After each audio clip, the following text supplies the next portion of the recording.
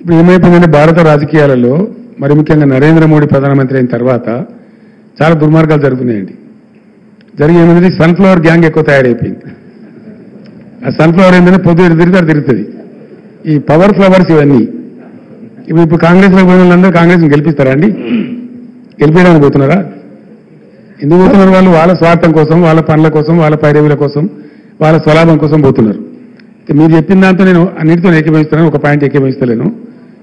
అందరు పోతుంది, మా అందరు పోలేదు. బీఆర్ఎస్ ఒక మహాసముద్రం, 60 లక్షల సభ్యత్వం ఉన్నటువంటి పార్టీ. ఎవరైనా ఎలిమినేట్ చేస్తాం పలానా దాన్ని అనుకుంటే తప్పదే, ఆ గర్వం పనికిరాదు. మేము మొన్నటిదాకా 10 ఏళ్ళ అధికారంలో కాంగ్రెస్ అవుట్ ఆఫ్ పవర్ ఉంది. కాంగ్రెస్ ఎలిమినేట్ అయిందా? డెసిమేట్ అయిందా? కాదు కదా. చంద్రబాబు నాయుడు గారు టైంలో 2004 to 2014 ఆయన పవర్లో లేరు, అంతమంది టీడీపీ డెసిమేట్ అయిందా? అది భ్రమ. ఒక సంస్థను, ఒక శాశ్వతంగా ఉండే సంస్థను, ఒక బలోపేతంగా విస్తరించినటువంటి సంస్థను డెసిమేట్ చేస్తాం, ఎలిమినేట్ చేస్తామంటే అది అహంకారం తప్ప మరొకటి కాదు. అది ఇంపాసిబుల్.